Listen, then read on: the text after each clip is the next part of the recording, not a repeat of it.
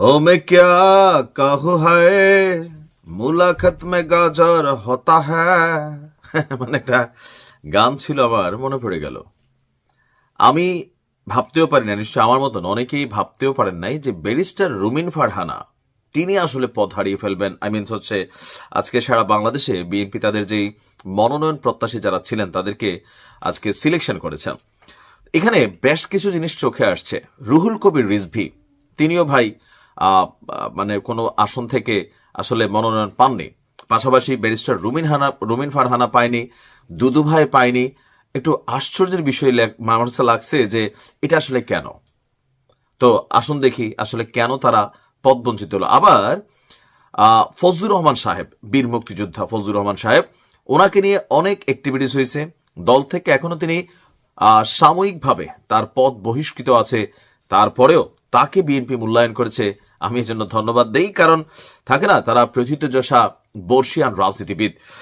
এখন ব্যারিস্টার রুমিন ফারহানার ইস্যুটা এখানে সবচেয়ে বেশি আলোচিত, যে কেন তিনি আসলে দল থেকে ছিটকে পড়লেন। এটার মূল যে কারণটা সেটা হচ্ছে সাম্প্রতিক সময়ে বিভিন্ন টেলিভিশন টক শোতে তিনি বিভিন্ন বক্তব্য দিয়েছেন। এর মধ্যে একটা বক্তব্য দিয়েছিলেন, কোথাও না কোথাও বক্তব্যটা ঘুরে ফিরে হয়তো তারেক রহমানের উপরেই গিয়ে পড়লো কিনা আমি জানি না, যে যারা বাংলাদেশ থেকে গিয়ে অন্য দেশের সিটিজেনশিপ নেন বা পরিবার সেইখানে নিয়ে বসেন আর তাদের মধ্যে দেশপ্রেম আছে, এটা আসলে ভাই কোনো রকমে বিশ্বাস করা যায় না। এই কথাটা ঘুরে ফিরে যেহেতু জনাব তারেক রহমান দীর্ঘদিন যাবৎ বাংলাদেশের বাইরে বসবাস করছেন, সম্ভবত এই কথাটা অথবা বিভিন্ন সময় সরকার পতনের পর বেশ কিছু কথাবার্তা বিএনপির রাজনীতিবিদরা বলেন। তো কারো কারো কাছে মনে হয় যে তারা কি আওয়ামী ঘেঁষা, আবার কেউ কেউ বলেন তারা তো উচিত কথাটা বলেন যেটা অন্যান্য নেতারা বলেন না। তো যেটা উচিত কথা হয়, কিছু কিছু কথা আছে এখন আওয়ামী লীগের পক্ষে চলে যায়। সেই জায়গা থেকেও কি ব্যারিস্টার রুমিন ফারহানা তিনি আসলে ছিটকে গেলেন, অথবা সাম্প্রতিক সময়ে বিভিন্ন টেলিভিশন টক শোতে ওনার যে বক্তব্য টোটাল সবকিছু মিলিয়ে উনি কি ছিটকে গেলেন? এখন আমার ধারণা বা ফেসবুকে যারা বিশ্লেষক আছেন, সমালোচক আছেন, এক একজন এক এক দৃষ্টিভঙ্গি থেকে এটাকে বিচার বিশ্লেষণ করছেন যে কেন আসলে রুমিন ফারহানা ছিটকে পড়েছেন। এখন অনেকে বলছেন যে ভাই আওয়ামী লীগের সময় তো তিনি এমপি হয়েছিলেন। দেখেন, আওয়ামী লীগের সময় মির্জা ফখরুল ইসলাম সাহেবও এমপি হয়েছিল, যদিও তিনি সেখানে যান নাই। আর তখন যারা সংসদে গিয়েছেন এটা বিএনপির সিদ্ধান্তের কারণেই কিন্তু সেইখানে গিয়েছেন।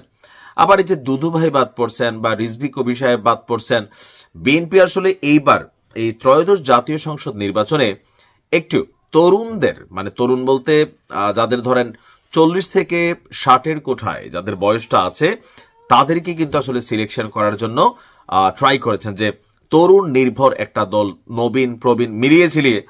আবার কিছু কিছু জায়গায় এখনো তারা প্রার্থী ঘোষণা করে নাই। এই যে প্রার্থী ঘোষণা করে নাই, এর মাঝখানে ভিপিনুর যে আসন থেকে লড়াই করবেন, মান্না ভাই যেখান থেকে করবেন, সাকি যেখান থেকে করবেন, এরকম অনেকে আছেন। তাদের বেলায় বিএনপি হয়তো যে জোটের অংশ হিসাবে, যদিও এখনো প্রকাশ্যে সবাই জোটে আছে কিনা আমরা জানি না, কিন্তু কিছু কিছু জায়গায় যখন বিএনপি প্রার্থী দেয়নি, তো লোকমুখে যতটুকু আমরা বুঝতে পারতেছি যে আগামী দিনে জোটবদ্ধ হিসাবে থাকে না, ব্যক্তি ক্যারেক্টার দুই একটা সিট দিবে।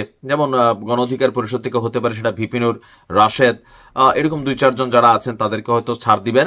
সেই কারণে বাকি আসনগুলোতে আপনার এখনো প্রার্থী দেওয়া হয়নি। তবে ইতিমধ্যেই বিএনপির এই মনোনয়নকে ঘিরে সারা বাংলাদেশের বিভিন্ন জায়গায় বিক্ষোভ হচ্ছে। আমাদের ঢাকা, কুমিল্লা, চট্টগ্রাম মহাসড়কে সেখানে আমরা দেখছি যে রাস্তার টায়ার জ্বালিয়ে, আপনার আগুন জ্বালিয়ে প্রতিবাদ করা হচ্ছে। আবার অনেক জায়গায় বড় ধরনের চমক আসছে, লাইক কুমিল্লা 6। আমরা সবাই ধরে নিয়েছিলাম যে এটা ইয়াসিন ভাই পাবে, কিন্তু সেখানে ইয়াসিন ভাই পাইল না। পরবর্তী সময় পারসেপশন ছিল সাক্ষ্য ভাই পাবে, কিন্তু এখানে পেলেন মনিরুল হক চৌধুরী সাহেব। কুমিল্লার রাজনীতিতে পুরনো খেলোয়াড় কিন্তু তিনি, তবে মাঠে ময়দানে এতটা উপস্থিতি আমি জানি না, যে বা প্রচারণার জায়গায় তিনি হয়তো একটু পিছিয়ে ছিলেন। তো সবকিছু মিলিয়ে আপনার কাছে কি মনে হচ্ছে যে বিএনপির এই যে যাদেরকে সিলেকশন করা হয়েছে তারা এই মুহূর্তে জামাতের বিপরীতে গিয়ে অথবা দলীয় যে বিভাজনটা তৈরি হয়ে গেল সেখান থেকে বের হয়ে কতটুকু পজিটিভ সাপোর্ট ক্রিয়েট করতে পারবে দলের জন্য? সময় বলে দিবে। আর ব্যারিস্টার রুমিন ফারহানারা তারা কি করবেন?